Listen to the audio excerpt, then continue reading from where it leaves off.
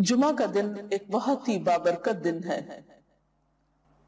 یوم جمعہ کی اہمیت ابتدا ہی سے ہے۔ صحیح بخاری کی ایک روایت میں آتا ہے، حضرت ابو ہریرہ رضی اللہ تعالی عنہ سے مروی ہے کہ رسول اللہ صلی اللہ علیہ وسلم نے فرمایا، وہ بہترین دن جس پر سورج طلوع ہوا جمعہ کا دن ہے۔ اسی دن حضرت آدم علیہ السلام تخلیق کیے گئے، اسی دن جنت میں داخل کیے گئے اور اسی دن وہاں سے نکالے گئے، اور قیامت واقع نہیں ہوگی مگر جمعہ کے دن۔ تو اس سے پتہ چلتا ہے کہ جمعہ کا دن اسلامی تاریخ میں اہمیت کا حامل ہے۔ اس دن میں سب سے اہم کام جو ہمیں کرنا ہے وہ نماز جمعہ کا اہتمام ہے۔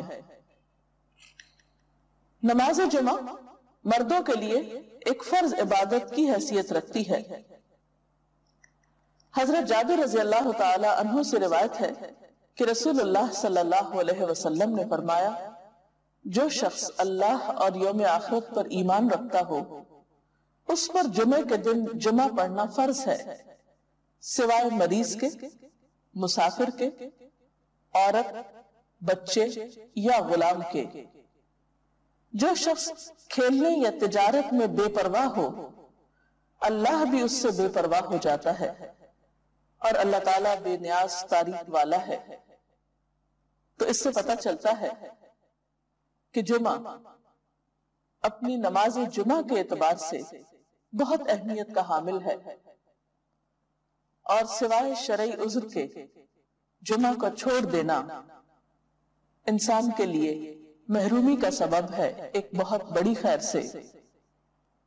عام طور پر انسان تجارت اور کھیل کود میں مشغول ہو کر نماز جمعہ سے بے پرواہی برتتا ہے، لیکن ایسا کرنا خود انسان کے اپنے ہی لیے نقصان دہ ہے۔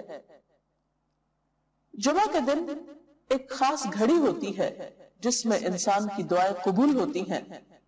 حضرت ابو ہریرہ رضی اللہ تعالی عنہ سے روایت ہے، رسول اللہ صلی اللہ علیہ وسلم نے جمعہ کے دن کا ذکر کیا تو ارشاد فرمایا، اس میں ایک ایسی گھڑی ہے کہ جس مسلمان بندے کو وہ میسر آ جائے اور وہ کھڑا ہوا نماز پڑھ رہا ہو تو وہ اللہ سے جس چیز کا سوال کرتا ہے اللہ تعالیٰ اسے ضرور عطا فرما دیتا ہے۔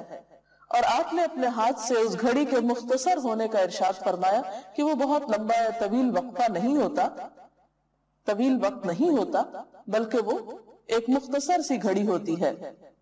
مسلم کی ایک حدیث کے مطابق وہ گھڑی امام کے منبر پر بیٹھنے سے نماز جمعہ کے ختم ہونے تک ہے، اور ترمذی کی حدیث کے مطابق یہ گھڑی عصر سے لے کر سورج غروب ہونے تک تلاش کی جائے۔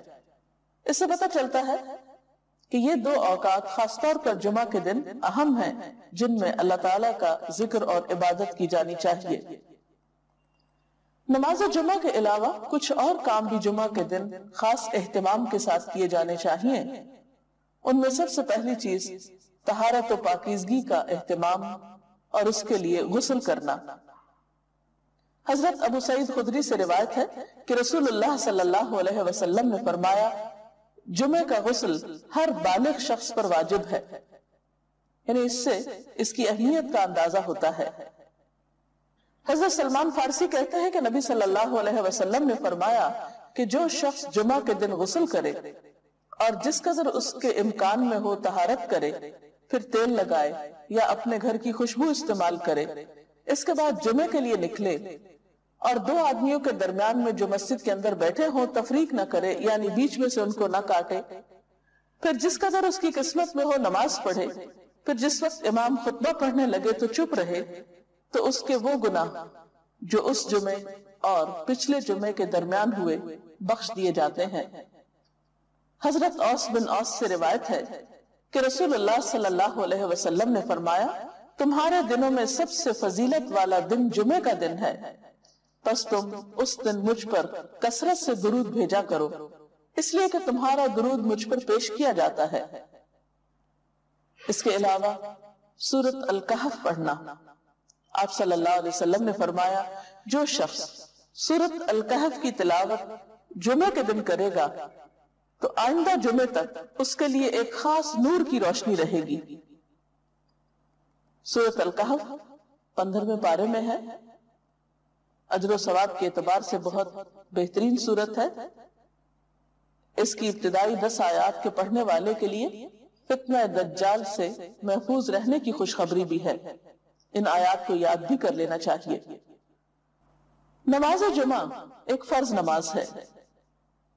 قرآن پاک میں اللہ تعالیٰ فرماتے ہیں، یا ایھا الذین آمنوا اذا نودی للصلاة من یوم الجمعۃ فسعوا الی ذکر اللہ وذروا البیع ذالکم خیر لکم ان کنتم تعلمون۔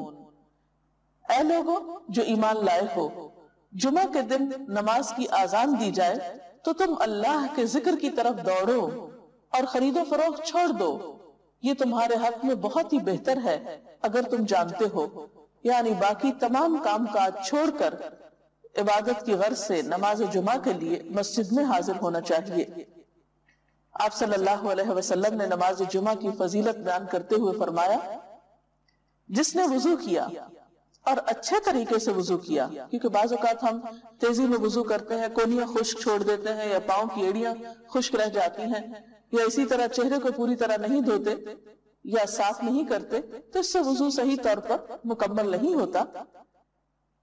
تو آپ صلی اللہ علیہ وسلم نے اچھی طرح وضو کرنے کا حکم دیا، فرمایا کہ پھر وہ شخص جمعہ پڑھنے کے لیے آئے اور کان لگا کر خطبہ سنے اور خاموش رہے تو اس کے اس جمعے سے دوسرے جمعے کی درمیانی مدت اور مزید 3 دن کے گناہ معاف کر دیے جاتے ہیں۔ اس میں آپ دیکھ رہے ہیں کہ خاص طور پر خطبے کے وقت خاموشی کا ذکر ہے، کیونکہ اس وقت توجہ کے ساتھ بات سننا نہایت ضروری ہے۔ ایک اور حدیث میں یہ بھی آتا ہے کہ اگر کوئی شخص کسی دوسرے کو خطبے کے دوران یہ کہتا ہے کہ تم چپ ہو جاؤ، یعنی چپ کرانے کے لیے بھی بولتا ہے، تو اسے بھی ایک لغو بات شمار کیا گیا اور ناپسندیدہ قرار دیا گیا۔ نماز جمعہ نہ پڑھنے والوں کے لیے آپ نے وعید بھی سنائی۔ حضرت ابو ہریرہ اور حضرت ابن عمر سے روایت ہے، انہوں نے رسول اللہ صلی اللہ علیہ وسلم کو اپنے منبر کے تختوں پہ یہ فرماتے ہوئے سنا کہ لوگ جمعے چھوڑنے سے باز آ جائیں، ورنہ اللہ تعالیٰ ضرور ان کے دلوں پہ مہر لگا دے گا